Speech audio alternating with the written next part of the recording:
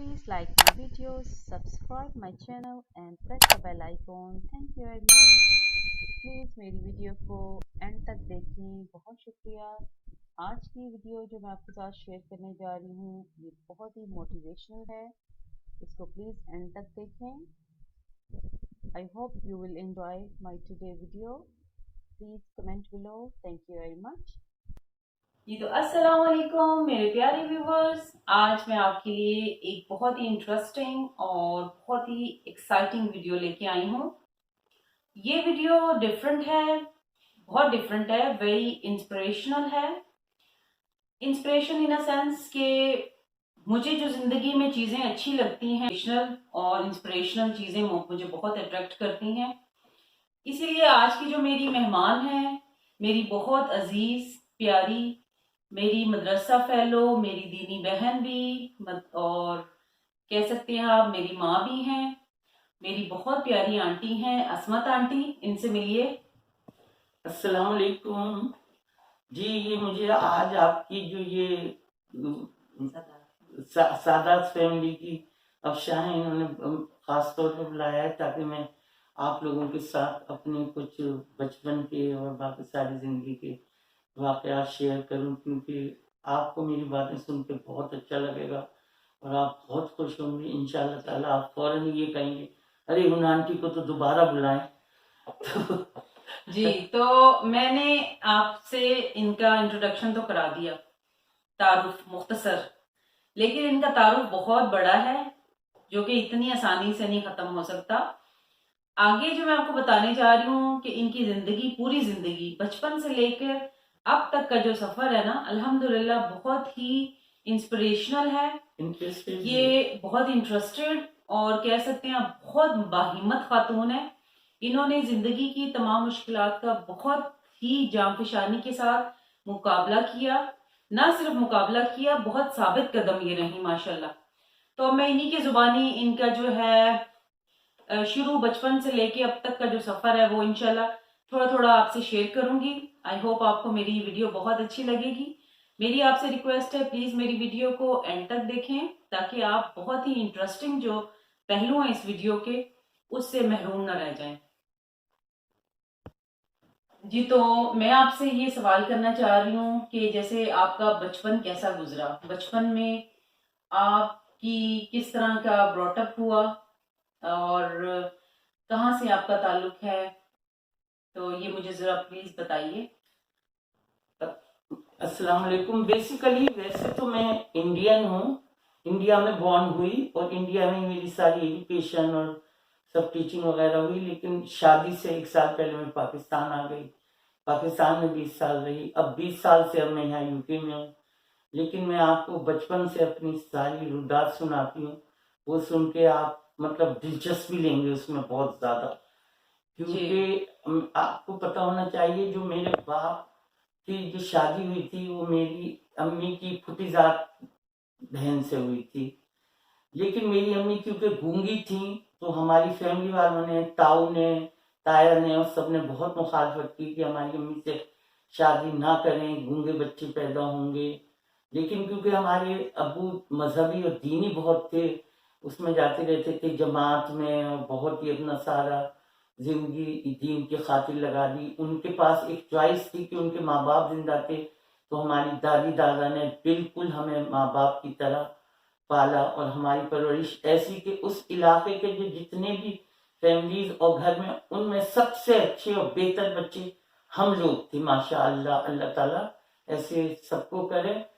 और फिर उसके बाद क्या हुआ कि जब अब्बू का तो मेरे बचपन में इंतकाल हो गया, 2 साल की थी मैं, और मुझे याद भी नहीं कि अब्बू कैसे थे, कैसे थे, बाप का प्यार क्या होता है। बताया कि वो बात नहीं कर सकती थी, बोल नहीं सकती थी, सही अपनी बात जाहिर समझा नहीं सकती थी क्योंकि बोलने का बहुत अमल दखल होता है ना। तो उनको कोई मुश्किलात नहीं पेश आई आपको की तरबियत में या घर के कामों में या इस तरह? ऐसा कुछ मैंने कभी महसूस नहीं किया कि अम्मी को कोई परेशानी हो रही है। जब मैंने होश संभाला तो बस मैंने अपनी अम्मी को बहुत ही मेहनत करते हुए पूरे घर का काम काज करना, दादी उनको गाइड करती रहती थी, वो उनकी फुप्पी थी, और फिर उनके साथ दादी जब काम करती थी तो उनके साथ मैं भी हर वक्त लगी रहती थी। तो दादी मुझे कहा करती थी कि ये मेरा बायां बाजू है, मेरी हेल्पर है, हर जगह मेरी मदद करती है। अभी और फिर उसके बाद क्या था कि हमारी अम्मी इतनी मेहनती थी कि हमारे घर में जो हमारा वहाँ का इलाका था तो हमारा घर बड़ी हवेली कहलाता था। और बड़ी हवेली के जो हमारे घर के दरवाजे थे वो 3 तरफ को खुलते थे, एक हमारी ननिहाल की तरफ, एक ददियाल और एक दूसरे लोगों की तरफ। चारों तरफ मस्जिदें थी, माशाल्लाह मस्जिदों की आवाज़ें आती थी।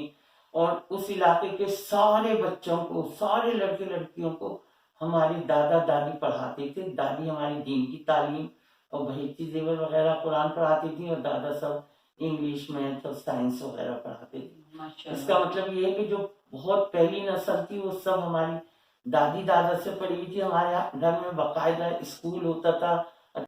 जी, तो अब मैं आपसे सवाल करना चाहूंगी कि बचपन का जो था सफर, बचपन से जाहिर है आप सेकेंडरी स्कूल तक गई, फिर आगे कॉलेज लाइफ, तो कुछ अपना तालीमी सफर के बारे में बताएं, वो किस तरह शुरू किया आपने? जो मेरी याददाश्त में मुझे याद है वो हमारा दीनी प्रोग्राम तो ये होता था कि हमारे दादा दादी हमें नमाज के लिए, फजर की नमाज के लिए उठाते थे। और हमारे यहाँ वो बना हुआ था, लॉ बना हुआ था बाकायदा कि अगर हम फजर की नमाज पढ़ते थे तो हमें पूरा नाश्ता मिलता था। अगर कज़ा नमाज पढ़ते थे तो आधा नाश्ता मिलता था। अगर नहीं पढ़ते थे तो हमें बिल्कुल नाश्ता दादा दादी देने को मना कर देते। लेकिन मेरे ख्याल में शायद हमें अम्मी कुछ ना कुछ खिला पिला के स्कूल भेज देती थी। तो मुझे अपने प्राइमरी स्कूल की सारी पढ़ाई याद है कि मैं वहाँ पे एक नया स्कूल बना था लड़कियों का।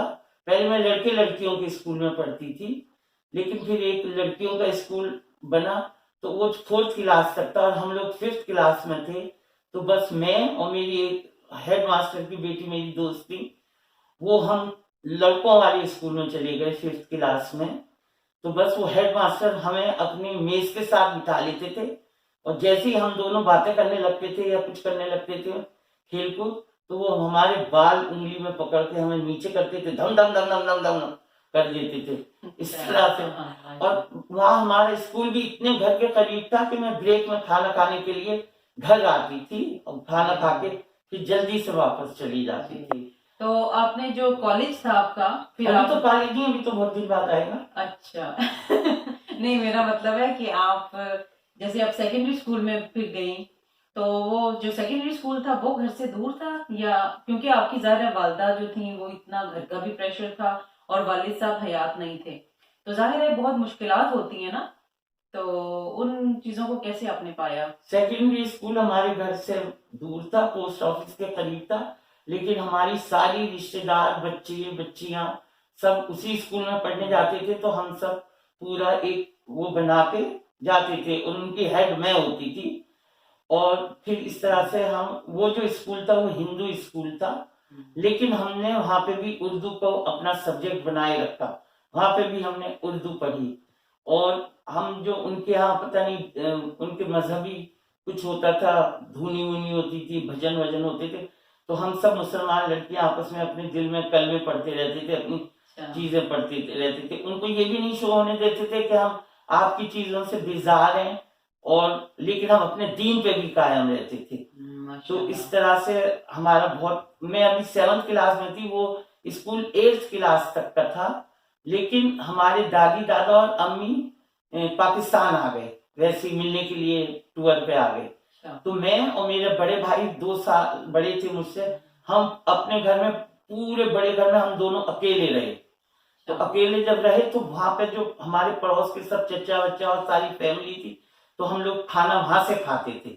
खाना खाने वहां चले जाते थे, अपने घर आके सोते थे, अपने काम करते थे, खेलते थे, कूदते थे, सब कुछ। और जो घर में जो सारी चीजें हैं अम्मी है वो सब छोड़ के गई थी, गाय भैंसों की देखभाल, मुर्गियों की देखभाल, कुत्ते बिल्ली की देखभाल, वो सब मैं और मेरे भाई करते थे। लेकिन एक फन की चीज बहुत ज्यादा अच्छी ये हुई कि हमारी जो मुर्गियां थी जब वो अंडे देती थी, वो सब हम अंडे मैं और भाई ले लेते थे और फिर हम खूब अंडे के हलवे बना बना के खाते रहते थे। बड़ा मजा आता था, बहुत मजा आता था। यानी कि आपने बहुत ही एंजॉय किया, बहुत एंजॉय किया आपने बचपन। और जमाना कितना अच्छा था ना, कि बहुत देखें अब तो वो जमाना नहीं है कि आप किसी पे इतना यकीन और भरोसा नहीं कर सकते, अपने बच्चों को कौन छोड़ सकता है ना। तो ये बहुत अच्छी चीज है। और दूसरा मुझे ये लग रहा है कि जैसे आपका पीछे से जो दधियाल निहाल सभी लगता है बहुत पढ़े लिखे थे, जो कि आगे आपका दीनी सफर जारी रहा। तो आपने आगे फिर किस तरह इसको हम आपके सफर से मिलाएंगे, तालीमी सफर वो किस तरह आपने लिया अपना? जो हमारे दादा और परदादा थे वो उस जमाने में कुछ ऐसा होता था कि कोई मुख्तार कहलाता था, कोई कुछ कहलाता था, प्लेटों पे नाम लिखे हुए होते थे मुख्तार।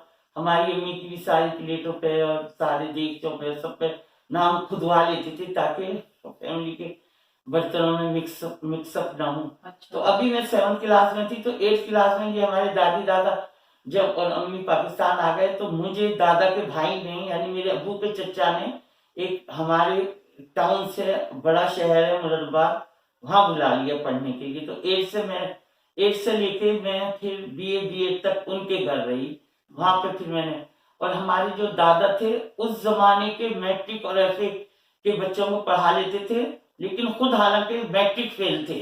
अच्छा। कई दफा मैट्रिक में फेल हुए और जब फेल होते थे खूब मिठाई बांटते थे। अच्छा। वो इसलिए मिठाई बांटते थे, वो कहते थे कि अब मुझे पढ़ने का और मौका मिल गया। अच्छा। तो फिर दादा उनके जो दादी दादा थे वो नाराज होते थे कि ये तुम क्या करते हो, बस पास होकर दिखाओ। फिर आखिरकार उन्होंने पास कर लिया सब कुछ और वो मुख्तार बन गए। अच्छा। और फिर उसके बाद अभी मैं 6th क्लास में थी। हाँ मेरी जिंदगी की तो सबसे बड़ी, मुझे अपने बाप का तो फौत होना याद नहीं, बिल्कुल भी याद नहीं, ना मुझे पता बाप होता क्या है।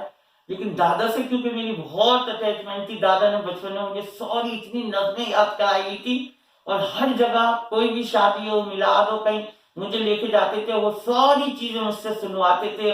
बड़ी बहन ने फिर उससे वो पास हुई थी अदीब माहिर और ऐसे उर्दू के इम्तिहान होते हैं कामिल अदीब माहिर और पता नहीं क्या क्या। अच्छा। तो उन्होंने मिलाद करा लिया।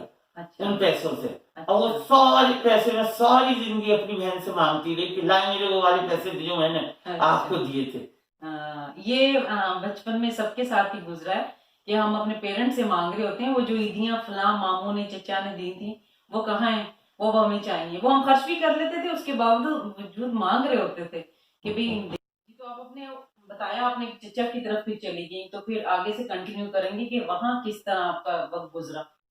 जब मैं वहां पर गई तो एक तो मेरी दादी दादा जो पीछे रह गए थे और अम्मी और बहन भाई वो बहुत अफसरदा थे कि मैं क्योंकि घर में बहुत ही चंचल शरारती है बहुत ही एक्टिव था तो घर में बिल्कुल खामोशी हो गई। फिर मैंने जब वहां पे गई तो उनके बेटे थे, उनकी बहू थी और पोती पोता थे, तो उनके साथ रहना उठना बैठना।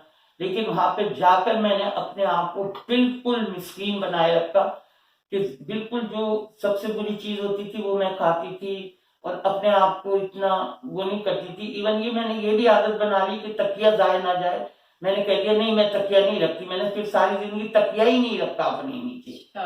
फिर उसके बाद क्या होगा तो वहां की भी जिम्मेदारियां फिर मुझ पर आहिस्ता आहिस्ता, हालांकि वहां तो बहुत नौकर चाकर होते थे और वो जो दादा थे वो हमारे पूरे खानदान के सबसे ज्यादा ऐसे थे कि सारे हमारे पूरे खानदान के गांवों के कस्बों के सारे लोग मेहमान उनके घर आते थे, ठहरते थे, रुकते थे। वहीं से शादियों की शॉपिंग होती थी, वहीं से मुकदमेबाजी होती थी, वहीं से सारी चीजें खरीदी जाती थी। तो हर वक्त बेतहाशा मेहमानदारी रहती थी।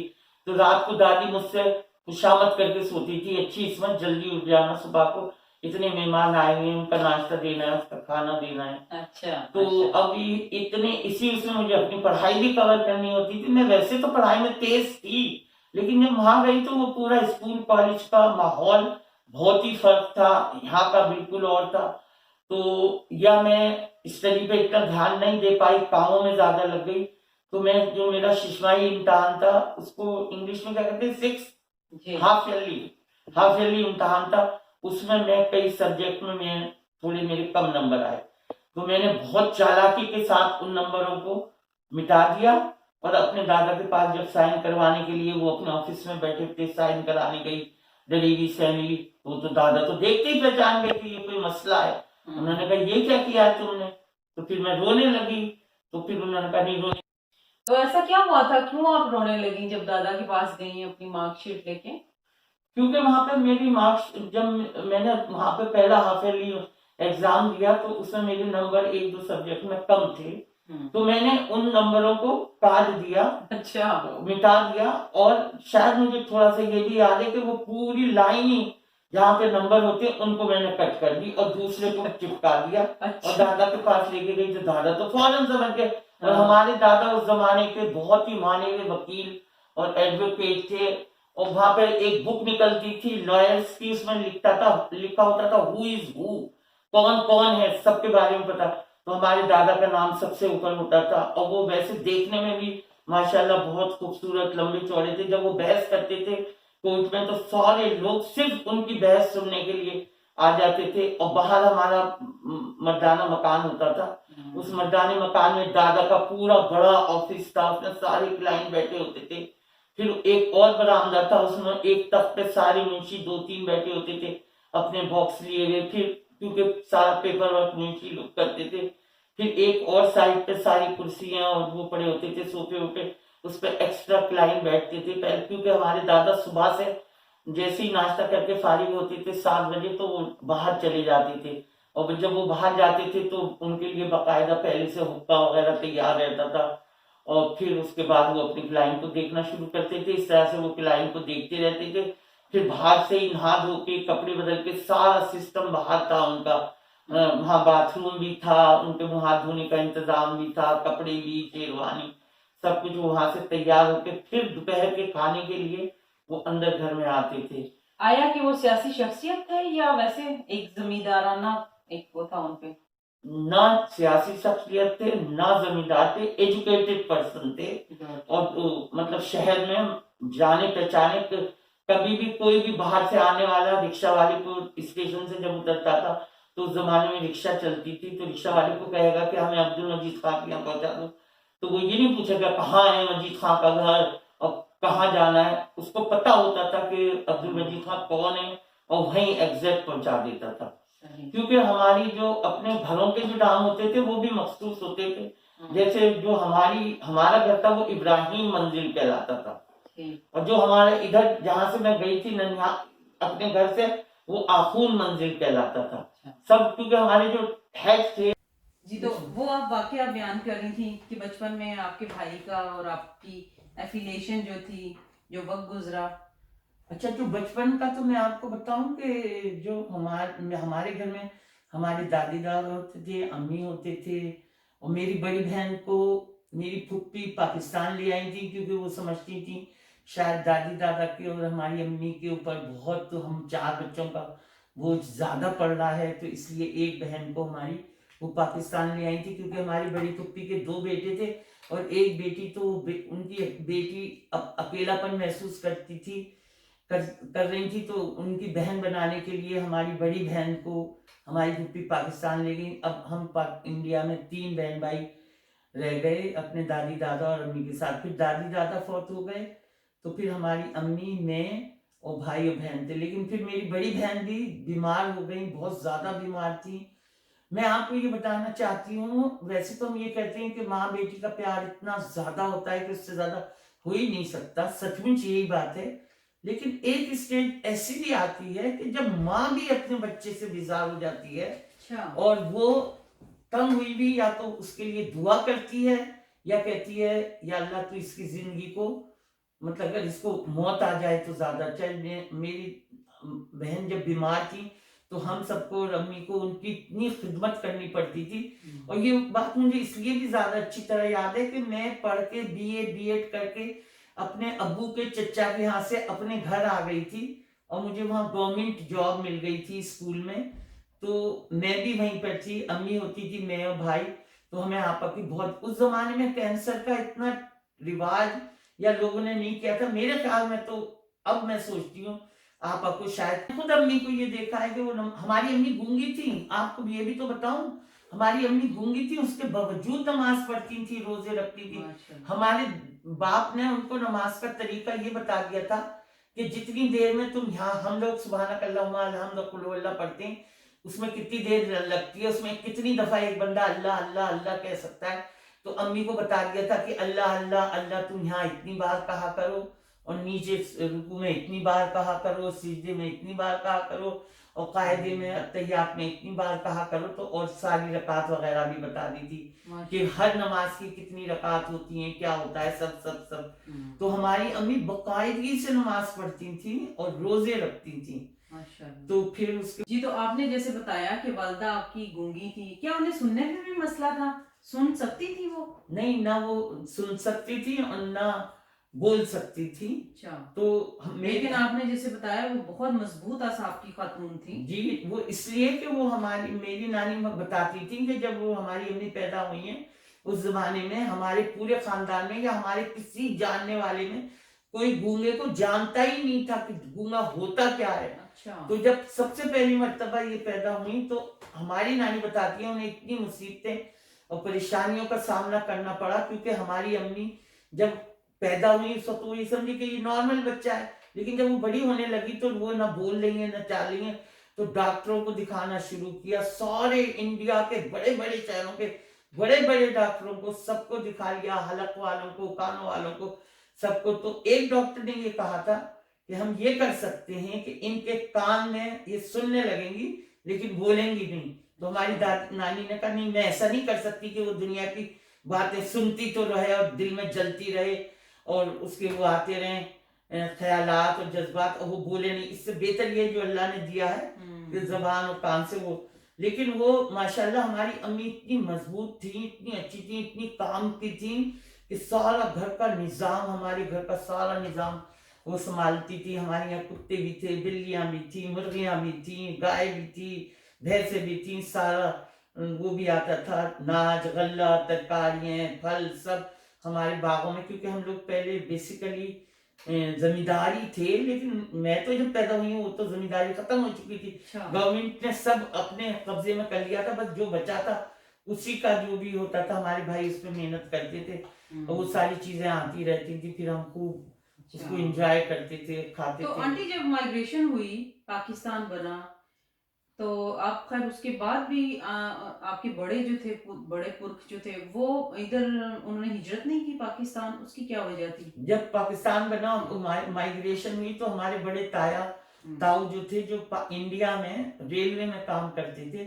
और वो गार्ड थे, तो उनकी पोस्टिंग खुद ही लाहौर हो गई या कहीं और किसी शहर में भी हुई होगी।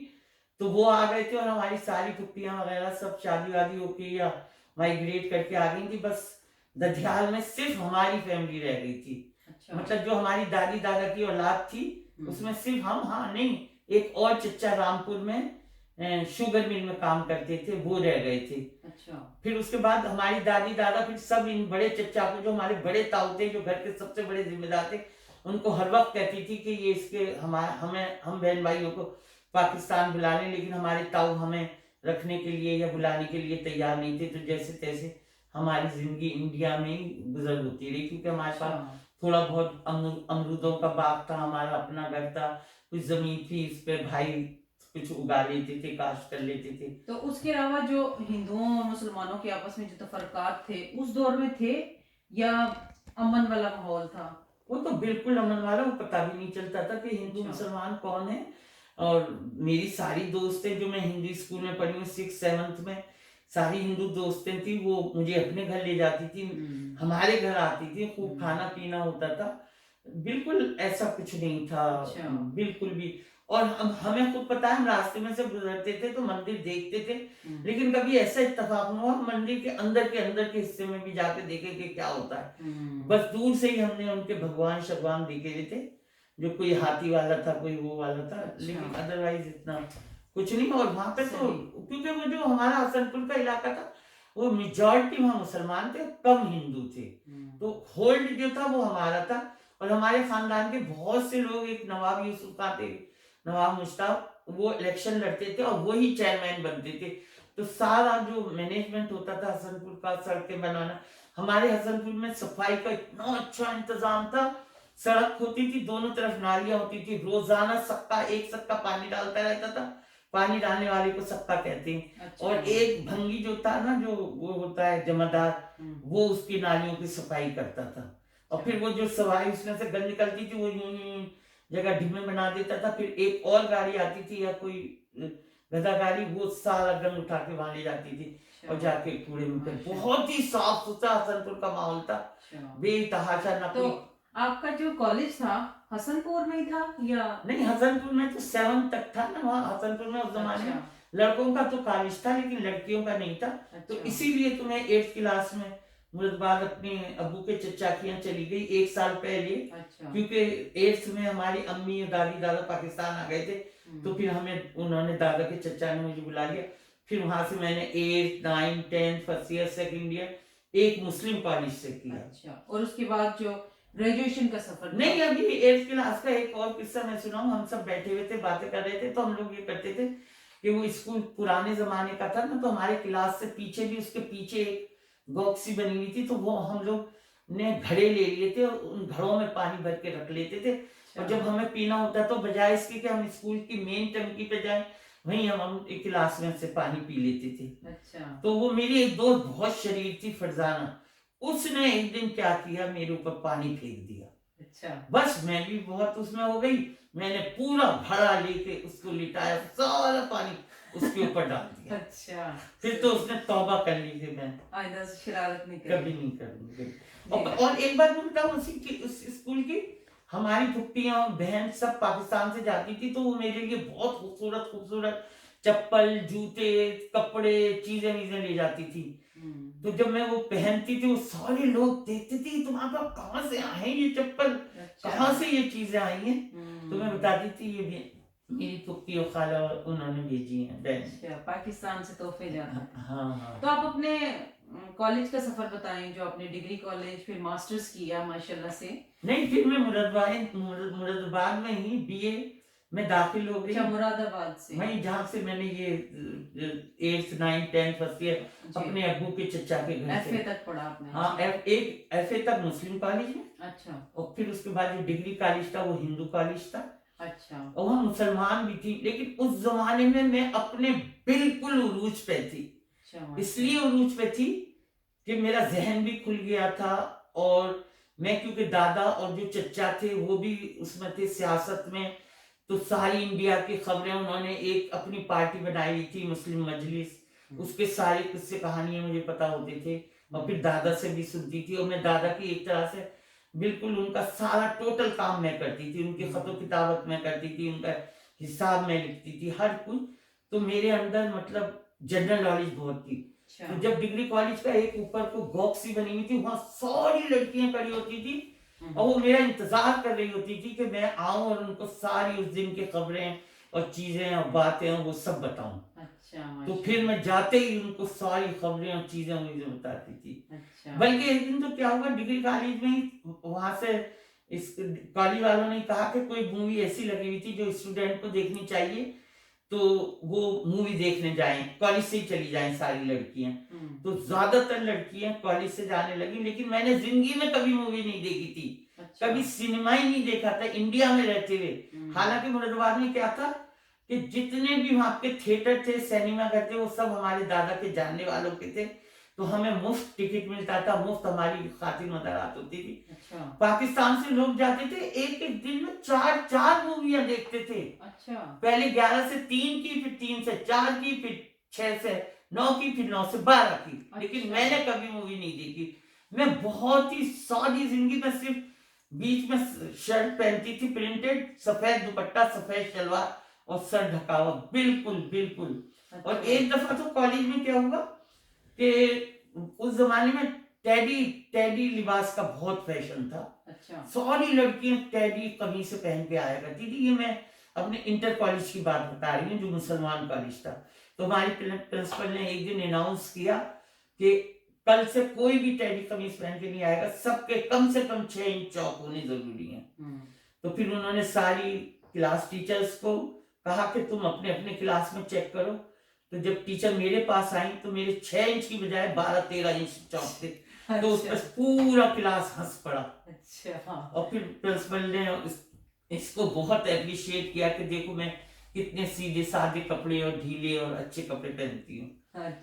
ये बीच में मुझे वाकयात याद आ रहे हैं तो मैं बताती जा रही हूँ, वरना तो बहुत मजा आ रहा है। और ऐसे लग रहा है कि जैसे पूरा नक्शा खींच रहा है और सामने एक तस्वीर नजर आ रही है, कोई मूवी चल रही है माशाल्लाह से। अब मेरे आगे तो मूवी चल रही होती है बिल्कुल। हाँ जी, वो टीचर्स भी सामने होती है, वो प्रिंसिपल भी, वो लड़कियां भी, वो लाइनें भी, वो जी। दुआ भी। पहले पहले जमाने में तो स्कूल में बकायदा क्लास शुरू होने से पहले दुआ हुआ करती थी। अच्छा, उसमें अरबी सूरत पढ़ी जाती थी, यही रब्बी शाली सदी वैसिलियम ली। और फिर उसके बाद एक कोई नात वगैरह पढ़ी जाती थी, फिर एक हमद पढ़ी जाती थी, फिर कौमी तराना पढ़ा जाता था। जी। तो अब आप अपना सेकेंडरी और हाई स्कूल का बताएं कि और उसके बाद जो कॉलेज की लाइफ है वो किस तरह आपको दिक्कत पेश तो नहीं आई उसमें कुछ? नहीं, जब मैं अपने घर से 7th क्लास करके गई और 8th में गई, तो जिस कॉलेज में गई वो अब्दुल सलाम मुस्लिम गर्ल्स कॉलेज मुसलमानों का था। और उसकी जो सारी मैनेजमेंट कमेटी के लोग थे वो हमारे दादा चचा और हमारी फैमिली के ही लोग थे। और बल्कि हमारी सारी फुप्पियों ने ही मिलके उस कॉलेज को, उस स्कूल को बनाया था। तो वहाँ के जो सारे टीचर्स पुराने पुराने थे वो सब हमारे घर, उनका बहुत आना जाना रहता था। तो इस तरह से उनसे बहुत ताल्लुकात थे। सारे टीचर्स और वो सब मुझे बहुत पसंद करते थे, बहुत मोहब्बत करते थे। बल्कि एक दफ़ा तो मेरी प्रिंसिपल थी, वो बिल्कुल शमीन ज़ोहरा हक़ी, वो बिल्कुल सफ़ेद साड़ी पहनती थी, इतनी आस्तीनों की, और बिल्कुल सफ़ेद बुर्राक। तो मेरी आइडियल वो थी। और वो हर हमें उर्दू पढ़ाती थी, तो हर उर्दू पढ़ाने में वो इकबाल के इतने शेर हमें सुनाती थी कि इकबाल को ही मैंने फिर अपना वो बना लिया था। उन्हीं के जो शेर थे उससे मुझे बहुत वलवला जज्बा और सब कुछ मिला। तो माशाल्लाह मैंने फिर वहां से 8th किया, 9 10 फर्स्ट ईयर सेकंड ईयर मैंने वहां से कर लिया। अच्छा। और वो तो प्रिंसिपल मुझसे इतनी मोहब्बत करती थी, क्योंकि मैं तो उस कॉलेज में बिल्कुल वीआईपी की तरह जिंदगी गुजारती थी। कि जैसे सारे बच्चे तो अपने स्कूल की जो टंकी थी उसी में वजू वगैरह करते थे, नमाज नहीं पढ़ते थे, लेकिन मैं तो स्पेशली प्रिंसिपल के घर जाती थी, फिर वहां पे वजू करती थी, फिर नमाज पढ़ती थी, फिर वो मुझे खिलाने पिलाने के लिए भी वो ब्रेक में देती थी। बल्कि प्रिंसिपल तो कहती थी काश मेरे कोई बेटा होता तो मैं इसमत से उसकी शादी कर लेती। लेकिन इत्तेफाक से उनके सिर्फ एक ही बेटी थी और उनके बच्चे भी मुझसे बहुत वो थे। तो जब मैं स्कूल से फारिग होती थी, उनके बच्चों को मैं अपने साथ अपने घर ले आती थी। वो रात तक हमारे यहाँ रहते थे, फिर वो उनको वापस उनके घर भेज देते थे। तो उसके बाद ग्रेजुएशन का जो सफर था वो अपने कॉलेज से किया या अपने प्राइवेट किया? नहीं, सब चीजें मैंने कॉलेज। फिर मैं वहीं के मुरादाबाद की जो मेरा ये जो दादा थे, ये मेरे दादा के भाई थे, यानी मेरे अब्बू के चचा थे। अच्छा। तो फिर मैं, यानी आपके असल दादा नहीं थे, सगे नहीं थे? नहीं, मेरे सभी दादा तो 6th क्लास में, मैंने बताया था ना। अच्छा। जब मैं 6th क्लास में थी तो फौत हो गए थे। लेकिन इस कदर मेहरबान थे आपके साथ कि आपको महसूस नहीं कभी हुआ? नहीं, अच्छा। बिल्कुल। और मैं अभी बीच में भूल गई, जो मेरे दादा थे वो भी मुझसे बेताज मोहब्बत करते थे। जब वो 6th क्लास में फौत हुए तो मेरे मेरे ऊपर उनका इतना असर पड़ा। यानी आप 6 में थी जब वफात पाई? फौत हुए, हाँ। तो मैं अभी 6 में स्कूल में ही थी, तो मुझे जाके किसी ने खबर दी कि दादा फौत हो गए। तो मैं आपको ये बिल्कुल दिलो जान से बता रही हूँ कि जब मैं घर की तरफ भागी और चली, तो मैं भागना घर की तरफ चाहती थी, लेकिन मुझे लगता था जैसे मैं पीछे उल्टी जा रही हूँ, घबराहट में, बेचैनी में। फिर क्योंकि सुबह को बाबा ने मुझे कहा, बाबा मुझे पढ़ाते थे, तो बाबा ने मुझे खिड़की में से कहा, बेटी मैं तुम्हें शाम को नहीं पढ़ाऊंगा। मैंने कहा बाबा क्यों? कहती बस मैं काम से जा रहा हूँ। तो किसी काम से गए हुए थे, जब वापस आए तो सिंपल आके लेट गए। बहन ने हुक्का भर के दिया, चने लेके आए थे। हमारी दादी से पूछा चने खाओगी? तो दादी ने कहा, तो उसको देने के लिए उठे तो बस वहीं पे फौत हो गए। तो मेरी बहन ने देखा कि मेरे दादा हंस रहे हैं। अच्छा। तो मैंने कहा बाबा क्या हो गया, आप क्यों हंस रहे हैं? तो पता चला दादी ने कहा, दादी फौरन उठ के आ गई। बस दादी ने आंखें बंद कर दी और कहा ये बस अल्लाह ताला को प्यारे हो गए। इस तरह से उनकी इतनी अच्छी मौत हुई। फिर वो हमने अपने मौलवी साहब से ये सारा किस्सा बयान किया, तो उन्होंने बताया जन्नत से फरिश्ता कोई फूल लाता है, उस पर कलमा लिखा हुआ होता है, उसको देख के जो मुर्दा होता है वो खुश होता है, अपनी जान अल्लाह ताला के हवाले कर देता है। इस तरह से उनकी मौत हुई। और मैं अपनी दादी की भी मौत का बताऊं, क्योंकि मेरे लिए तो मेरे माँ बाप मेरे दादी दादा थे। मेरी अम्मी तो क्योंकि गूंगी थी, वो तो हमारे प्रैक्टिकल काम करने के लिए थी, जैसे हमारे कपड़े धो लें, खाना खिला लें, ये कर लें, वो कर लें। लेकिन जो मेन हमारा स्ट्रक्चर बनाया वो हमारे दादी दादा ने बनाया। तो मेरी दादी की भी मौत ऐसी हुई थी, मेरी दादी पाकिस्तान आई हुई थी और मैं वहीं पे मुर्दाबाद में मैट्रिक में थी और मेरा एग्जाम चल रहे थे और मेरा उस दिन इकोनॉमिक्स का पेपर था। तो जब उनकी दादा पहले तो लोग इन्होंने दादी दादा ने ये किया, वो कहने लगे इसमत को नहीं बताते अभी दादी की खबर का, फिर उसका एग्जाम मतलब हो जाएगा। लेकिन मुझे किसी तरह पता चल गया तो मैं इम्तहान देने के लिए तो गई, लेकिन ये मुझे पक्का याद है कि मैं इम्तहान दे रही थी और उसके सारे पेपर पे मेरे आंसू गिरते चले जाते थे, आंसू गिरते चले जाते थे। तो फिर क्या हुआ, दादी को हमारी पड़ोस की हमारी चच्ची और दादी होती थी, उन्होंने ख्वाब में देखा कि वो बहुत बड़े तख्त पे बैठी हुई हैं, सजी हुई हैं और चारों तरफ हूर और गिलमान के हैं और बहुत ही अच्छा लिबास पहने हुए हैं, बहुत ही आलीशान उसमें है। तो उन्होंने पूछा मिजली भाभी आपका ये इतना अच्छा रुतबा आपको कैसे मिला है? तो उन्होंने, मेरी दादी ने जवाब दिया कि मैंने जो जिंदगी में अपने 3 बेटे खोए थे, फौत हुए थे और उन पे मैंने सब्र किया था, तो अल्लाह ताला ने उस सब्र का मुझे ये नतीजा दिया है। उन्होंने एक तो हमारे बाप को फौत हुए जब मैं 2 साल की थी, फिर हमारे एक और चचा फौत हुए, तो उनका तो बस एक बेटी हो गई थी और बेटा एक पेट में ही था तो वो फौत हो गए, वो भी हमारी दादी की भतीजी थी।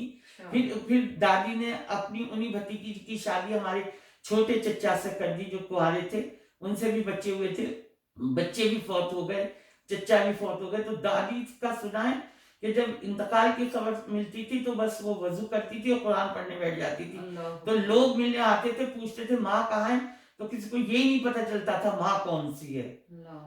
तो इतना सब्र वाली हो माशाल्लाह, और वही वाला सब्र हम लोगों में, फुप्पियों में, हम सब में कूद कूद कर भरा हुआ है माशाल्लाह।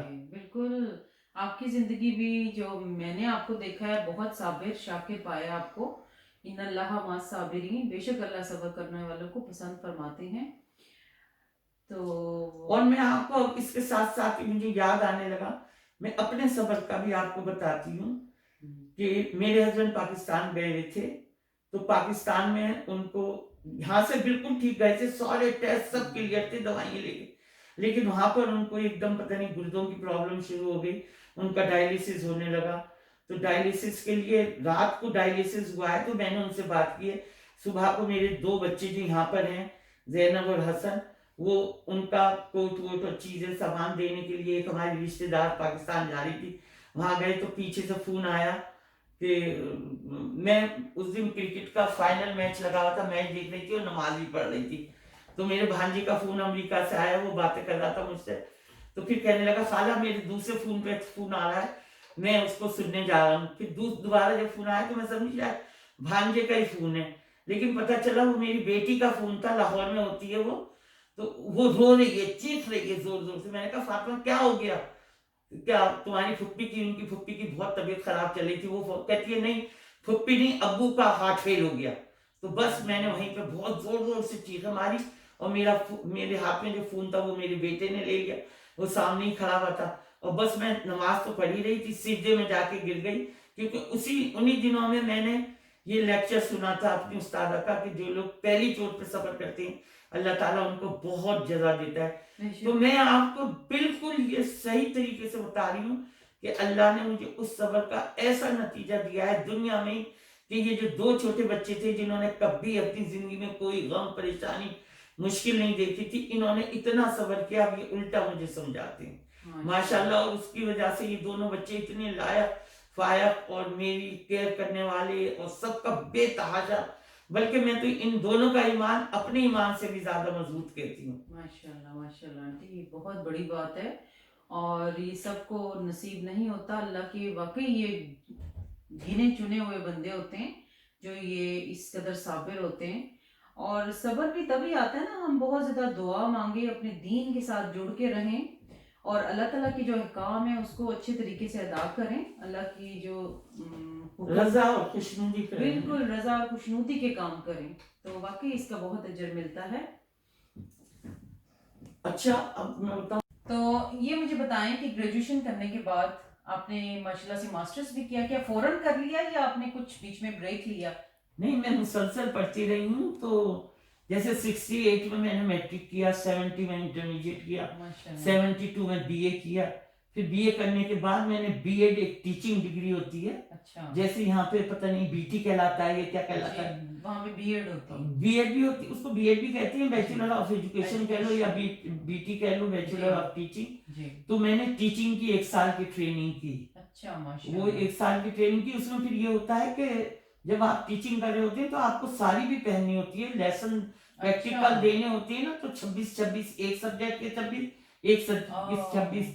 तो क्या होता है कि वो हम टीच कर रहे होते हैं किसी और स्कूल में जाके बच्चों को, हमें इत्तेफाक से वही वाला स्कूल मिल गया, मुस्लिम कॉलेज, जिसमें से हम पढ़ के गए थे। वो तो वहाँ सारी टीचर्स हमारी जानने वाली, बच्चे भी सब देखे वाले। अच्छा तो वहाँ पे वो साड़ी पहननी होती है। अच्छा तो हमने साड़ी पहननी शुरू की। फिर उसके बाद हमारी टीचर जो होती है ऑब्जर्वर, वो दरवाजे के साथ उसकी एक डेस्क लगी होती है, उसकी वो बुक होती है, क्रिटिसिज्म बुक, उस पर वो सारे रिमार्क्स लिखती हैं और हम पढ़ा रहे होते हैं। तो वो हमारे सारे जो पॉइंट होते हैं कि हमने कहाँ गलती की, हमें ऐसे करना चाहिए। तो आपको, सॉरी आपकी बात बीच में काट रही हूँ, आपको शौक था पढ़ाने का या आपको कोई किसी मजबूरी के तहत तो नहीं पढ़ाना पड़ा? ये तो उसका बीएड का हिस्सा था। ओह अच्छा, ये आप अपने बीएड के सफर का वो कर रहे ये तो बीएड में टीचिंग 26 2 सब्जेक्ट होते हैं टीचिंग सब्जेक्ट, उसके 26 लेसन लेने होते हैं। ये तो टीचिंग का हिस्सा था। और तुम ये सवाल कर रही हो कि आपको टीचिंग का शौक था, ये मैंने मजबूरी किया या इस वजह से, मुझे तो टीचिंग का आज तक शौक है। और अभी तक मैं पढ़ भी रही हूँ और पढ़ा भी रही हूँ। माशाल्लाह मैंने तो बहुत दिमाग खपाना आता है। तो फिर उसके बाद क्या हुआ कि खैर वो बीएड कर लिया। बीएड के बाद अभी मैंने बीएड किया ही था, अभी यहीं थी मुरादाबाद में। तो भाई वहां पे कोई एड निकला कि उर्दू टीचर्स की जरूरत है हर हिंदू स्कूल या मुस्लिम स्कूल के लिए। अच्छा तो मुझे एज ए उर्दू टीचर मेरे अपने हसनपुर में, मेरे ही स्कूल में जिसमें मैंने पढ़ा था, जहाँ से मैंने 6th 7th किया था, अच्छा उसी स्कूल में टीचिंग मिल गई। अच्छा माशाल्लाह। तो फिर वहां तो मैं बल्कि 10th तक के बच्चों को पढ़ाती थी, 10th तक की लड़कियों को पढ़ाती थी। वो लड़कियों का स्कूल था और उसकी जो प्रिंसिपल थी वो हमारे घर में रहती थी। अच्छा जी। तो लेकिन घर में रहने के बावजूद उल्टी वो मेरे ऊपर और ज्यादा सख्ती करती थी। अच्छा कि और टीचर्स ये ना कहें कि भाई ये इनके घर में रहती है तो इनके लिए वो मेरा ज्यादा। लेकिन मेरे पास एक प्लस पॉइंट ये था कि मुझे उर्दू पढ़ाने के सारे क्लास मिले हुए थे। तो उर्दू पढ़ाने में तो ज्यादा से ज्यादा किसी क्लास में 3 बच्चे होते थे, किसी में 4, किसी में 8, किसी में 10, पूरा क्लास नहीं होता था। तो उससे मुझे चेकिंग भी बहुत कम करनी पड़ती थी, पेपर्स भी बहुत, वो वाला काम कम होता था। लेकिन जब उन्होंने देखा कि मेरे पास इतना कम काम है तो उन्होंने मुझे होम इकोनॉमिक्स पढ़ाने को दे दिया। अच्छा तो मैं 9th 10th को होम इकोनॉमिक्स पढ़ाती थी इंडिया में। सही। अच्छा पहले 9th 10th तक होम इकोनॉमिक्स होता था? बीए तक भी। अच्छा। मेरे पास तो बीए में भी था। अच्छा, लेकिन जब हमने किया तो 6 7 इंडिया और पाकिस्तान का जरा डिफरेंट था। डिफरेंट नहीं लेकिन पहले जैसे जो दौर था उसमें कुछ और था, कुछ साल पहले, यानी मेरा मतलब है उसमें होम इकोनॉमिक्स मतलब बहुत जरूरी होती थी 9th 10th तक, लेकिन अभी सिर्फ 8 तक जो है ना कंपल्सरी है। अच्छा, इंडिया में तो मैट्रिक तक आपको जो वहाँ की मदर लैंग्वेज है हिंदी वो लेनी जरूरी है, होम इकोनॉमिक्स लेनी जरूरी है और आपकी अपनी जो जुबान है वो लेनी है। और उसके अलावा 2 सब्जेक्ट और 5 मैट्रिक में। वहाँ 5, यहाँ तो ज्यादा है पाकिस्तान में तो। जी उधर ज्यादा है जी। और फिर एफए में भी 5 ही हैं जी। तो मेरे जो मेन सब्जेक्ट रहे वो उर्दू, इंग्लिश और हिंदी और होम इकोनॉमिक्स और इकोनॉमिक्स। तो कितने साल आपने पढ़ाया? जो अपना जो टीचिंग का सफर है वो कितने साल जारी रखा आपने? अभी तो मैंने क्या बैचलर डिग्री की सारी बात बता चुकी। हाँ जी। तो टीचिंग तो फिर जैसे ही मैंने बैचलर और बीएड किया तो मुझे अपने ही घर में, अपने जहाँ पे मैंने अपना, हाँ जी, वो आपने बताया तो मैं उर्दू टीचर बन के आ गई। तो फिर वहां में मैंने 5 साल पढ़ाया। अच्छा माशाल्लाह। As a government teacher. तो आपने उसके दौरान ही मास्टर्स किया या उसी के दौरान तो प्रिंसिपल ने मुझे कहा कि तुम मतलब पढ़ा तो रही हो, बाकी वक्त तुम्हारे पास फ्री होता है उसमें तुम वो कर लो, मैं सारी मदद करूंगी। उन्होंने नोट्स ला के दिए, उन्होंने किताबें ला के दी, उन्होंने, उनकी माँ मुझे उर्दू पढ़ाती थी, गजल और नज़म वगैरह। फिर मैंने माशाल्लाह बीएड भी कर लिया। और माशाल्लाह सबको, माँ बाप को, पूरे सारे लोगों को मेरे ऊपर इतना कॉन्फिडेंस था कि हम रात में, हमारा जो वहाँ का हसनपुर का एरिया है वो ऐसा है कि जैसे हमारा घर है उसके चारों तरफ, एक तरफ हमारी सारी दरियाल के घर है। और दूसरी तरफ दूसरे दरवाजे से निकलते हैं तो वो सारे ननिहाल के घर हैं। अच्छा तो अच्छा मैं क्योंकि अकेले, अब हमारी एक बीच वाली बहन भी फौत हो गई थी, अच्छा जिसके लिए मैं कह रही थी ना कि एक दिन मैंने अम्मी को भी देखा जी कि वो आपा के लिए दुआ कर रही है कि या अल्लाह या तो इसको वो मौत दे दे या कितने साल की थी जब वो वो तो पूरी जवान थी, उनका निकाह भी हो चुका था, अच्छा बड़ी थी। अच्छा मैं, मेरे भाई, बाद भाई थे 2 साल बड़े, उससे बड़ी वो थी, बड़ी बहन से छोटी थी वो। अच्छा अच्छा हम्म। सही सही तो फिर उसके बाद मैं स्कूल, मैंने वहाँ 4-5 साल टीचिंग की, तो अभी एक गर्मियों की छुट्टियां थी तो मैं पाकिस्तान आ गई। पाकिस्तान आके भी फिर यही हुआ कि मुझे अपने, मैं बहन के यहाँ रही। जब मैं पाकिस्तान आई तो सब में ये लड़ाई झगड़ा होने लगा कि चचा चच्ची कहते थे हम रखेंगे, हमारा हक इसके ऊपर ज्यादा है। जी एक और फुप्पी थी जिनकी बाप की मैं रह के पली थी, वो कहने लगी नहीं हमारा हक ज्यादा है। फिर मेरी फुप्पी कहने लगी नहीं, मैं, क्योंकि मैं काम वाली बहुत थी ना, बेतहाशा काम करती थी, तो सब अपने पास। फिर अल्टीमेटली ये तय हुआ कि आपा के छोटे छोटे बच्चे हैं तो मैं आपा के ही साथ रहूं। जी तो मैंने 1 साल अपनी बहन के यहाँ गुजारा, अपनी भांजा के साथ। उसी वक्त वहां पे भी मुझे जाती जॉब मिल गई। अभी मेरे सर्टिफिकेट डिग्रियां कुछ भी नहीं आया था इंडिया से, तो मुझे वो हमारे बहनोई के जानने वाले थे जो प्रिंसिपल थे, हालांकि वो काकुल अकेडमी के रिटायर्ड प्रिंसिपल थे, बहुत ही सख्त थे।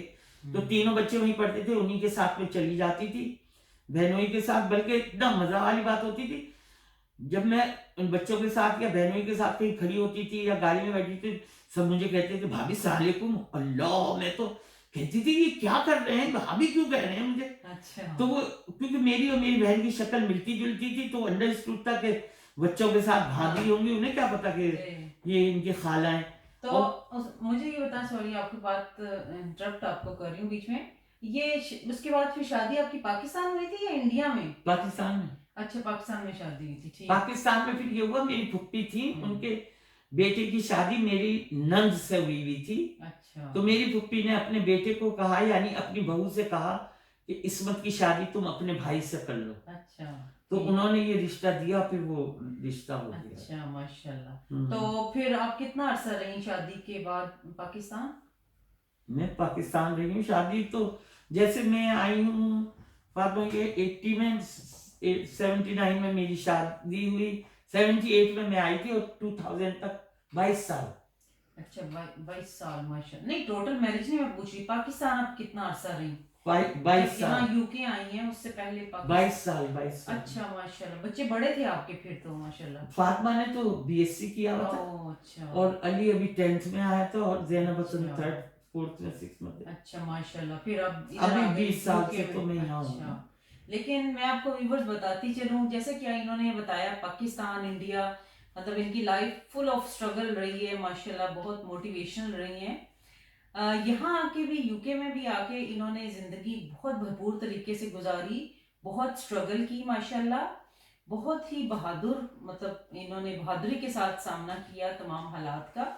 गो के इनको किसी चीज़ की भी वो नहीं थी, कोई माली तौर पे भी इनको कोई वो नहीं थी, लेकिन ये ज़िंदगी में कुछ करना चाहती थी, आगे बढ़ना चाहती थी, और इसीलिए इन्होंने इसको हम आगे जारी रखेंगे कि यहाँ की फिर ये आपसे शेयर करेंगी कि यहाँ पे इन्होंने किस तरह ज़िंदगी को देखा, पाकिस्तान और यहाँ का क्या डिफरेंस था, तो ये बताएंगी। जी तो मैं, जैसे आपने बताया शादी होगी, फिर उसके बाद तकरीबन 20 साल आपने गुजारे पाकिस्तान, तो शादी के बाद भी आपने फौरन जारी रखी अपनी जॉब या आपने छोड़ दिया था टीचिंग? शादी से पहले ही मैंने रिजाइन कर दिया था, क्योंकि जो मेरी ससुराल के हालात थे वो ऐसे नहीं थे कि मैं जॉब को कंटिन्यू कर सकूं। मेरे अच्छा। ससुर थे, उनको दिखाई नहीं देता था, और घर में मेरे हस्बैंड की वालदा का इंतकाल हो चुका था। अच्छा। तो घर में बस मेरे हस्बैंड होते थे, उनका एक छोटा भाई डॉक्टरी कर रहा था, और एक भांजी भी पढ़ने के लिए इधर ही आई हुई थी, सेटेलाइट टाउन में वो रहते मोरगा में। माशाल्लाह। तो फिर घर की जिम्मेदारी, घर का खाना पकाना, सफाई, ससुर की देखभाल, इनकी सबकी देखभाल मुझे करनी होती थी, तो मैं बिल्कुल नहीं कर सकी। ठीक है, यानी कि आप दूसरी सरगर्मियों के अलावा एक बहुत अच्छी बीवी भी साबित माशाल्लाह हुई, और अच्छे तरीके से आपने अपनी जिम्मेदारियों को निभाया माशाल्लाह। बीवी के अलावा जो मैं ससुर की वही ना, बेटी बनी हुई थी। अच्छा। अब वो तो कहते थे, अब एक दिन जब शुरू में ही जब मेरी शादी हुई, तो जो माई काम करने आती थी, आटा वाटा भूनती थी, सफाई करती थी पतीलियों से, तो उसको बुला के अपने पास कहने लगे, देखो ये बहू आई है, ये बहुत अच्छी और नेक है, जो मेरी अच्छा। बेटी वहां से आती है, वो जो जीनत है वो तो मतलब जरा तेज है या कुछ, तो तुम अब इस बहू का ज्यादा ख्याल रखना। अच्छा, ये यानी बहुत तो बहुत ही ज्यादा मेहरबान शफीक थे आपके साथ, माशाल्लाह बेतहाशा, हद से माशाल्लाह। ज्यादा वाले। और वो रिटायर हो गए थे, तो उनके पैसे उनकी यहीं पे कुर्ते के अंदर जो बनियान होता है उसकी जेब में रखे होते थे, अच्छा तो वो किसी से नहीं निकलवाते थे, सिर्फ मुझसे निकलवाते थे। और अच्छा, यानी आप पे इतना इतमाद भरोसा था उन्हें, माशाल्लाह। नहीं, और उनका कहना ये था कि देखो बहू, जो बहुएं होती हैं वो हमारी अपनी होती हैं, हमारा खानदान उनको चलाना, जो बेटियां होती हैं वो तो दूसरी जगह चली पराया, जाती हैं, वो हमारी नहीं होती। बिल्कुल सही तो बात, मतलब, और फिर बिल्कुल। उसके बाद फातिमा भी पिंडी में ही हो गई थी, तो फातिमा से इतना प्यार करते थे कि उनको जो पेंशन मिलती थी, तो पेंशन मिलने के बाद वो फिर जाते थे और फिर मिठाई के डिब्बे और निमको वगैरह लाते थे। तो मुझे आके कहते हैं, बहू ये फातिमा को मिठाई खिलाओ। मैंने कहा बड़ी तो अभी खाना नहीं खाती। कहते नहीं, इसको रस चटाओ, अच्छा, इसका गुलाब जामुन का जो अच्छा, रसगुल्ला वगैरह मिठास खिलाएं, उसका अच्छा। रस, और उसके लिए एक खिलौना हर महीने, वो जो उस जमाने में चाबी वाले खिलौने चलते थे, अच्छा, वो लेके आते थे। अच्छा। अपनी गोद में लिटाते थे, दिखता था नहीं। अच्छा, मैं काम कर रही होती थी, सारे कपड़े इनके घर में कपड़ों के अटम्बाल लगे हुए थे, गंदगियों के अटम्बाल लगे थे, अच्छा, वो मैं साफ कर करके मैं उसमें लगी होती थी। जब थक के यारी आके देखती थी तो फातिमा भी पूरी पोटी में नहाई हुई और अब्बा जी भी सारे पूरी पोटी में। अच्छा, इतनी मोहब्बत का ये आलम था कि तो वो फिर उनके भी माशाल्लाह। कपड़े बदलवाने, उनको भी नहलाना धुलाना, अच्छा, बिस्तर के भी बदलने, माशाल्लाह, जैनब के भी बदलने, तो मेरा तो बस एंड हो जाता हाँ, था। माशाल्लाह माशाल्लाह, बहुत अल्लाह का अच्छा शुक्र लगा आप सुन के। अच्छा, जब यहाँ आप आई, यूके में आई, फिर शिफ्ट हो गए आप लोग यहाँ पे, तो यहाँ पे भी आपने अपना जो तालीमी था सरगर्मी उसको जारी रखा, और जो टीचिंग का आपको शौक था उसको जारी रखा, उसके लिए क्या आपने मजीद वो मैंने सीखा? पहले तो यही बहुत कोशिश की, मैंने अपनी सारी डिग्रीज और उन सबको इक्विवेलेंट कराना शुरू किया। हमारे घर के सामने शैलम सेंटर था, जो ओवरसीज लोग पढ़े लिखे नहीं होते उनके लिए वो क्लासेस करता था, ठीक, तो मैंने उनसे करवाया। तो वहाँ पे फिर मैंने एलिमेंट्री इंग्लिश और इंटरमीडिएट इंग्लिश और सिलाई का कोर्स और कंप्यूटर का कोर्स, जो जो भी वहाँ था वो सारे कोर्सेज मैंने किए वहाँ पर। और मैं इनकी वाली टीचिंग करना चाहती थी, तो वो पता चला कि मुझे पूरी 1 साल की ट्रेनिंग लेनी होगी और वो फुल डे होगी, लेकिन मेरे पास फुल डे तो नहीं होता था, क्योंकि मुझे घर के भी सारे काम करने होते थे। ताहिर भी काम पे जाते थे, फातिमा भी काम पे, बच्चे पढ़ते थे, उनको सबको छोड़ना, लाना, ले जाना, खाना, खिलाना, पिलाना। तो मैं वो वाली टीचिंग जो होती है, पीटीडीसी क्या कहलाती है यहाँ, जी जी, वो मैं पीजीसी, हाँ वो मैं नहीं कर सकी। तो अच्छा, लेकिन मैं घर में क्लासेस लेती रही, उर्दू की क्लासेस लेती थी। ओ लेवल और ए लेवल की भी उर्दू पढ़ाती थी, बल्कि बहुत से स्टूडेंट ने ओ लेवल में और ए लेवल में ए स्टार लिए माशाल्लाह, अच्छा, उर्दू पढ़ाने से। अच्छा, और मेरे पास एक साहिबा आई, तो वो अपनी 2 बच्चियों को लाई, कहती हैं एक को पढ़ा दी। मैंने कहा ये दूसरी को क्यों ले जाए, साथ वो थोड़ी सी डिसेबिलिटी थी। मैंने कहा नहीं, इसको भी छोड़ दे, मैं इसको भी अच्छा, पढ़ा लूंगी। तो मैंने फिर उसको भी पढ़ाना सिखा दिया। अच्छा, उसके साथ इतनी मेहनत से मुझे बोलना होता था, जैसे ए मुझे कहना होता था, तो या अलिफ अलिफ अलिफ तो मैं कहती थी, या बे बे बे बे, बा बा बा बा, ब्लैक शिप, बा बा ब्लैक शिप। फिर टी कहना होता था तो ताला दिखाती थी, इतना कह के उससे सारे अल्फाज निकलवाती थी। अल्लाह का शुक्र है वो भी पढ़ना सीख गई थी।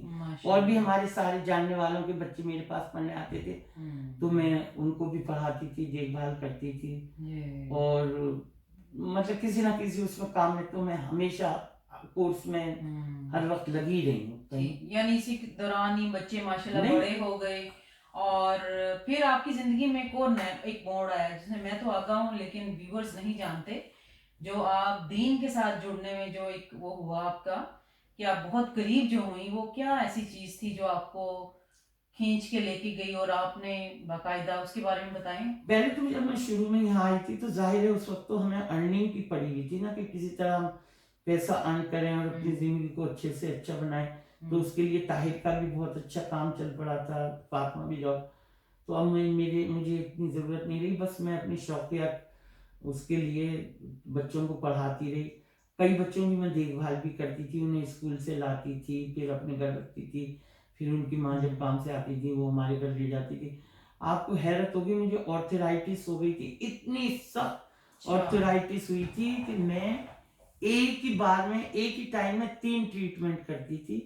मैं घुटनों पे एक मशीन है वो लगाती थी, दोनों उसके पैड होते हैं, यहाँ रानों पे अपनी 2 पानी की गर्म बोतलें रखती थी, और एक और क्या होता था, तीन चीजें थी, और एक पैरों में पानी रखती थी टब में, इस एस्प्रिन और नमक डाल के, और गाड़ी भी चलाती थी इसी उसमें, गाड़ी चला रही हूँ, मशीन लगी हुई है, सब कुछ कर रही हूँ, मैंने कभी कोई काम छोड़ा नहीं, हिम्मत नहीं आई, नमाज भी पढ़ती रही, बच्चे को भी स्कूल से लाती रही, उसको घर भी रखती रही, फिर सब कुछ, बल्कि इतनी शौकीन थी कि वो मेरा भांजा एक दफा फ्लावर शो देखने जा रहे थे, तो मैं उनके साथ फ्लावर शो भी देखने चली गई। मशीन मेरे पास यहाँ लगी होती थी, तो मैं ऐसे लगा रही थी, तो वो भांजा डर गया, खाला कहीं लोग ये ना समझे कि हम कुछ वो कर रहे हैं। तो फिर मैंने अल्लाह का शुक्र है, हिम्मत नहीं हारी, तो अल्लाह ताला ने मेरी, और कई लोगों ने मुझे डिक्लेयर कर दिया था कि अब तुम नहीं ठीक होगी, तुम्हारे घुटने गए। और मैं अपने घर के आगे से देखती थी कि लोग ग्रीन स्ट्रीट तक पैदल जा रहे हैं इतनी दूर,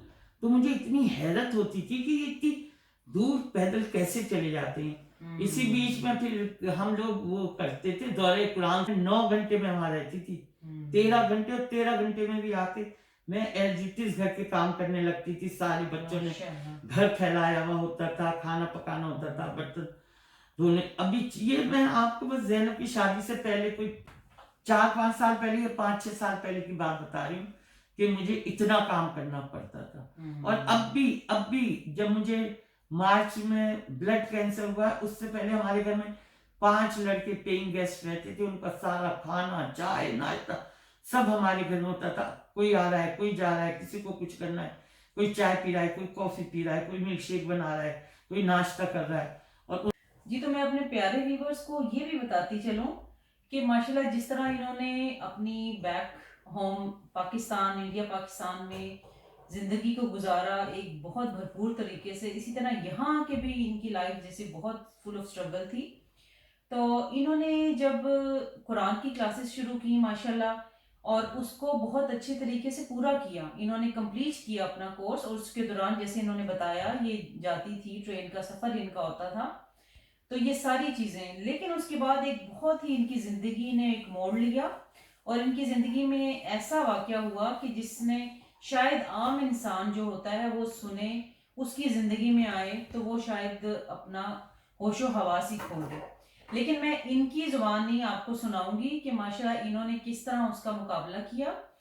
अल्लाह ताला की आजमाइश इन पर आई थी और ये बीमार हो गई थी, तो ये आप खुद आपको बताएंगी कि किस तरह ये बीमार हुई, क्या इनके साथ हुआ, ये पूरी आपको अपनी स्टोरी सुनाएंगी इंशाल्लाह। जी, तो मैं आपको ये बताना चाह रही हूँ कि मैं क्लास भी अटेंड कर रही थी, उस वक्त हम गालिबन 25वें सिपारे थे, और शायद उसका आखिरी हाफ का टेस्ट होने वाला था। इसी दरमियान मेरी बेटी के देवर की शादी हुई, तो उसकी मेहंदी अटेंड मैंने रात को की है, और मैं खूब पाकिस्तान से अच्छे अच्छे कपड़े मंगा के पहन के गई हूँ। मेहंदी में मैं सबसे मिली हूँ, खूब सब कुछ हुआ है। सुबह जब मैं घर आई तो डॉक्टर का फोन आता है हॉस्पिटल से कि आपके ब्लड में कोई मसला है, आप फौरन हॉस्पिटल पहुंचे। तो मैंने फौरन अपनी बेटी को फोन किया, लेकिन डॉक्टर ने जब मुझे ये कहा कि मेरे खून में मसला है, मैं समझ तो गई कि कोई बात होगी जरूर, लेकिन आपको मैं यकीन से कह सकती हूँ, ना वो मेरा उस वक्त दिल धक हुआ, ना मेरा दिमाग परेशान हुआ, ना मैं परेशान हुई, ना घबराई, ना मतलब कुछ भी माइनस भी मुझे, मतलब बस सिंपल भाई फोन आया है, वहां जाना है तो जा रहे हैं। तो बेटी को फोन किया, वो दोनों आ गए, वो मुझे ऊबर में लेके वहां चले गए। तो वहां चल जाके जो बर्नार्ड हॉस्पिटल है कैंसर का, उन्होंने कहा आपको कैंसर है, एडमिट हो जाएं। तो बस फिर मैं एडमिट हो गई। तो फिर मेरी ब्लड कैंसर था, तो फिर 6 हफ्ते। लेकिन जब आपको ये खबर मिली तो आपकी क्या कैफियत थी?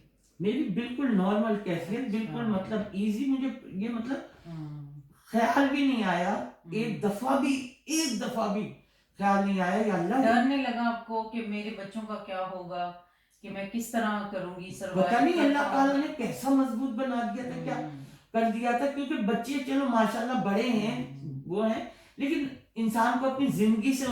अच्छा, तो मैं आपको ये बता रही थी कि जब मुझे डॉक्टर ने बताया कि आप हॉस्पिटल आ जाएं, तो उसकी ये वाली बात सुन के मैं बिल्कुल भी ना शॉक्ड हुई, ना मेरे दिल पे कुछ असर हुआ, ना दिमाग पे, ना आसाब पे।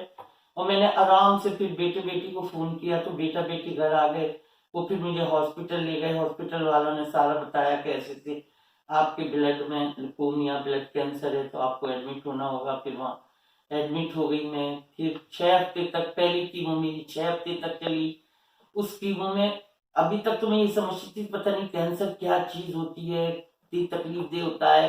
और कीमो में पता नहीं क्या होता है, जलाते हैं, तकलीफ होती है, दर्द होता है, लेकिन ऐसा कुछ भी नहीं था। कीमो बस सिंपल सी एक एक इतना लंबा सा सिरिंज होता था, उसमें इतनी दवा भरी हुई होती थी और वो मुझे हफ्ते में 2 दफा देते थे। तो वो यहाँ पे मेरे बजाय इसके कि वो लगाए, इसको क्या कहते हैं जो ग्लूकोज वगैरह के लिए लगाते हैं वेन के अंदर, हाँ, वो लगाने के बजाय उन्होंने यहाँ मेरे बाजू में एक ऑपरेट करके अंदर वो डाला हुआ था, तो उसी से सारा ब्लड वगैरह चलता था, सारी ड्रिपें चलती थी, सारी दवाइयां चलती थी। तो बस वो जो कीमो होती है, वो कीमो तो बस इतनी सी एक दवा होती है, वो मिला के डाल देते हैं, हमें पता भी नहीं होता। कई दफा मैं सुई भी होती थी। और एक फिर रोजाना सुबह को एक बहुत छोटा सा सिरिंज होता है, उसमें जरा सी दवा होती थी, वो डाली उन्होंने मेरी 2 हफ्ते तक। फिर वो 2 हफ्ते जब हो गए, 2 हफ्ते के बाद अब कीमो का जो आफ्टर इफेक्ट्स होते हैं वो बहुत ज्यादा होते हैं, क्योंकि जाहिर है वो दवा के कोई ब्लड में जाके कोई वो कुछ करती होगी, तो उससे सर्दी बहुत लगती है, कपकपाहट होती है, बुखार होता है। तो जब बुखार और कपकपाहट होती थी तो मैं पानी की बोतलें रखना चाहती थी, तो बच्चे मुझे जल्दी जल्दी दे देते थे, लेकिन नर्स से मना करती थी कि ना दें, लेकिन मैं तो अंदर छुपा के पानी की बोतलें इस्तेमाल करती रहती थी। पहली कीमो में मुझे जो सबसे ज्यादा तकलीफ हुई वो मेरे अपने माउथ की वजह से हुई, क्योंकि मेरा जो माउथ और मेरे गम्स और दांत वो मैंने पता नहीं कब से नहीं दिखाए थे। तो बहुत से दांत तो निकलने वाले थे, बहुत सौ की फिलिंग होनी थी, बहुत सौ की सफाई होनी थी।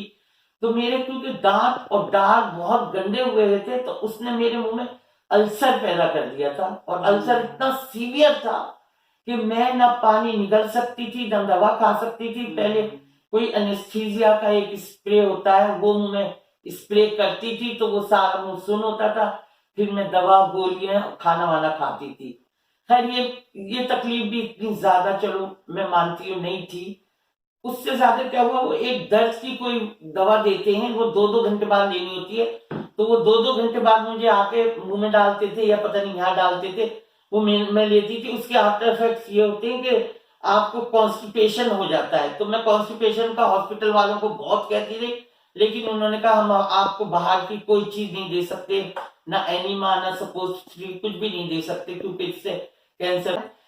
हद से ज्यादा वाली मेरी जिंदगी की सबसे ज्यादा बड़ी तकलीफ वो थी। लेकिन आंटी जब आपको ये सारी तकलीफ हो रही थी, तो इसमें आपको हुआ डर लगा, खौफ आया, या आपने कभी कहा हो कि ये क्या जिंदगी है मेरी, ये इस तरह क्यों मेरे साथ क्यों हो रहा है? नहीं, कभी ऐसा शिकवा आपने किया? मेरा तो ये वाली बातें तो मेरे दिमाग में आती ही नहीं है, अब तक भी नहीं आती। ये मैं वजह पूछना चाह रही हूँ, ये क्यों नहीं आई आपके? क्योंकि मेरा अल्लाह ताला पे ईमान और तवक्कुल इतना भरोसा है, मैंने पूरा अल्लाह ताला को कह दिया, मैंने अपने आप को आपके आगे सरेंडर कर दिया है। मैं सचमुच की मुस्लिम फर्माबरदार और हनीफा बन गई हूँ कि अल्लाह जो तू, मैं ऐसी बच्चों को समझाने के लिए आराम से कहती हूँ, हालांकि ये मजाक की बात है, पता नहीं करनी चाहिए, मैं अल्लाह से फिर माफी भी मांग लेती हूँ या कटवा दूंगी इस पार्ट को। मैं बच्चों से कहती हूँ कि मैं अल्लाह से कहती हूँ कि अब मैं तेरे आगे सरेंडर हो गई हूँ और बिल्कुल अपने आप के ताबे। मुसलमान का तो मतलब ही ये है, बंदे का तो मतलब ही ये है, गुलाम का तो मतलब ही ये है। एक गुलाम अपने आका के हिसाब से काम करता है, इसी तरह हमारा आका अल्लाह है, तो उसके हिसाब से जो अल्लाह कर रहा है। और हम बिला वजह क्यों करते हैं अपने ऊपर?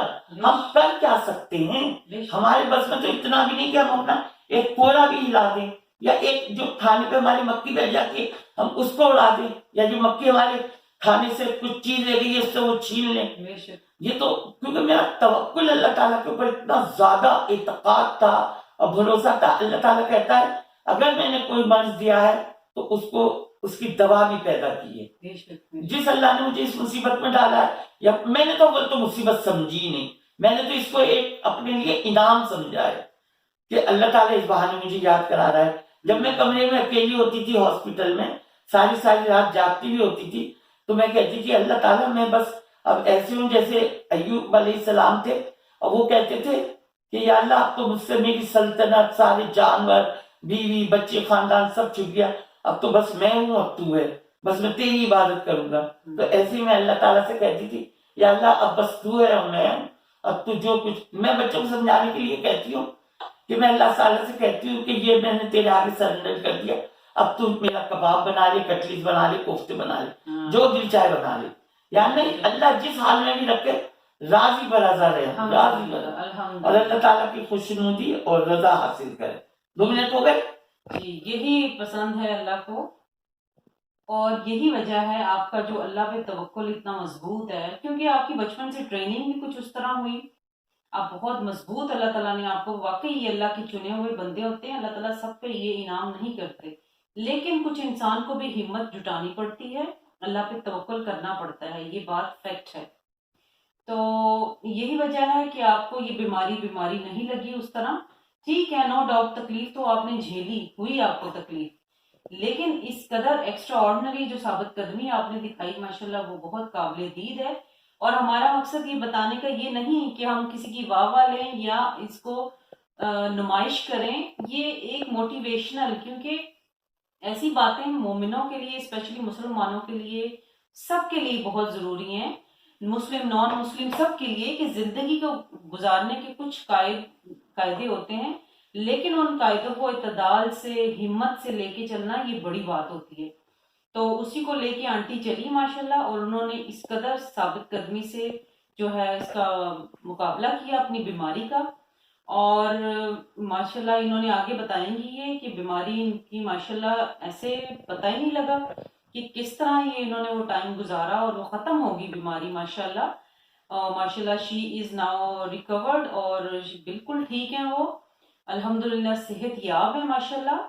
और इनका हॉस्पिटल का भी जो सफ़र था वो भी बहुत एक इंस्पिरेशनल है, बहुत अच्छा गुजरा। तो थोड़ा सा वो आप हॉस्पिटल की भी कुछ बातें, यादें बताएं आपकी जो गुजरी स्टाफ के साथ।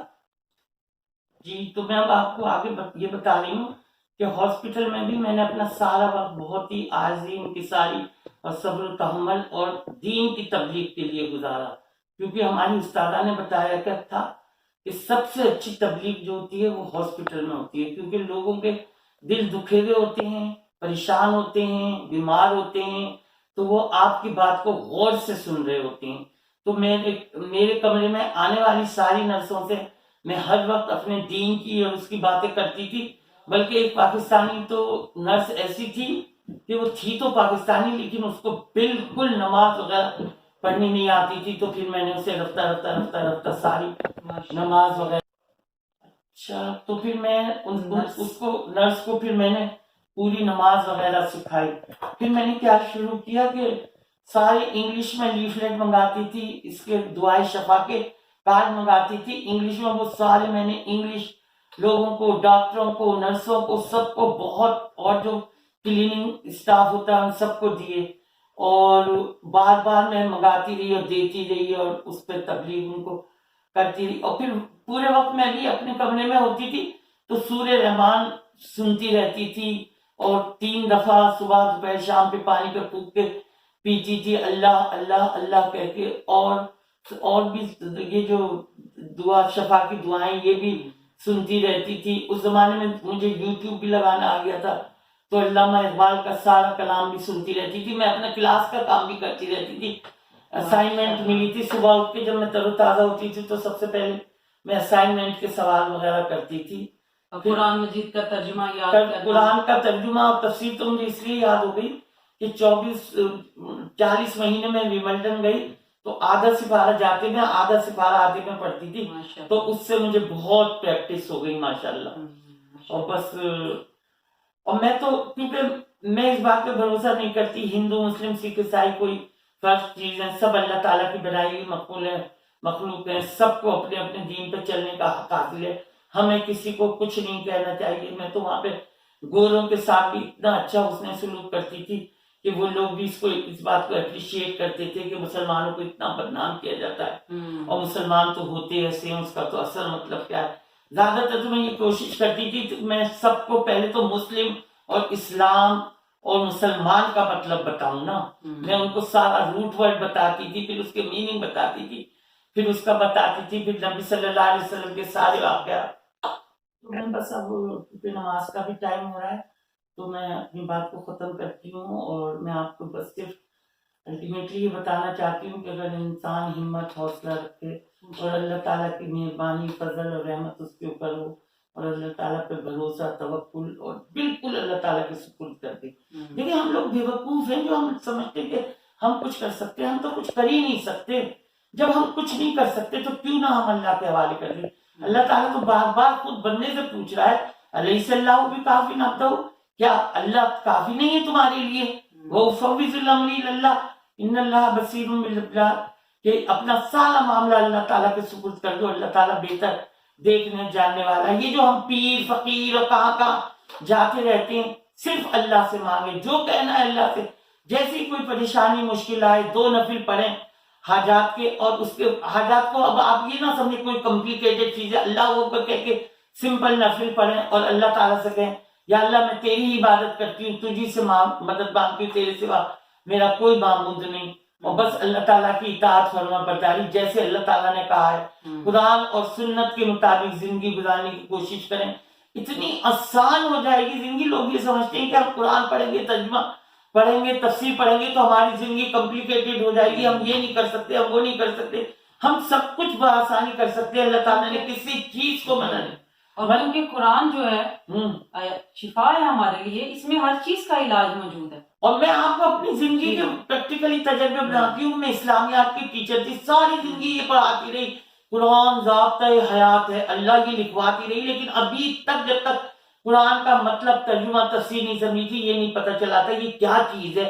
तो अब आगे पता चला है कि कुरान एक ऐसी चीज है कि उसमें हमारी जिंदगी का हर पहलू वाज़ेह कर दिया है। जो भी आपको कोई मसला है, कुछ है, कुरान खोले, वहां से सुन्नत से, तजल्लियात नबुवत से, या कहीं से भी वो आप अपने मसले, अब तो इंटरनेट पे मोबाइल पे जाएं, सब कुछ ट्रेस कर लें 1 मिनट में।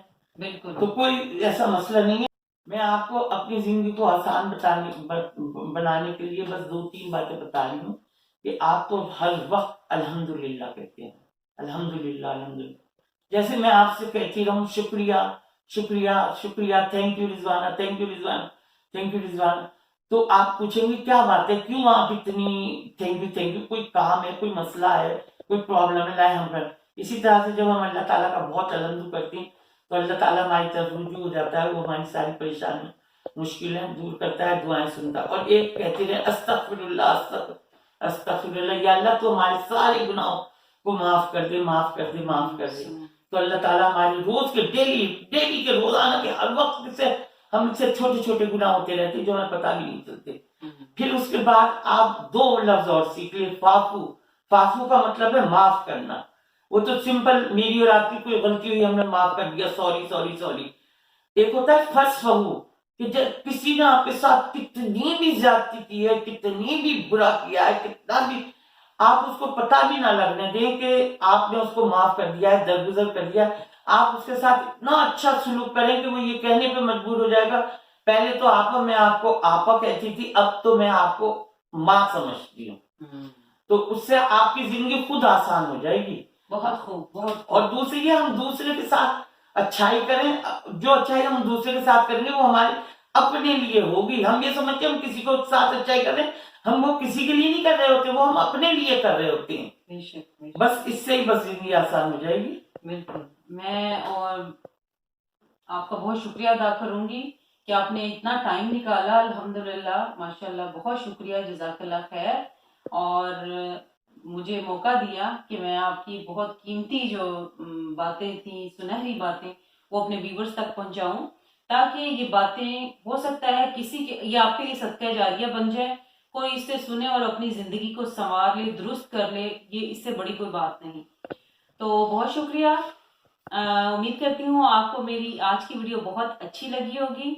अपना बहुत ख्याल रखिएगा, खुश रहें, आबाद रहें, अल्लाह की रहमत के साए में रहें। अल्लाह हाफिज।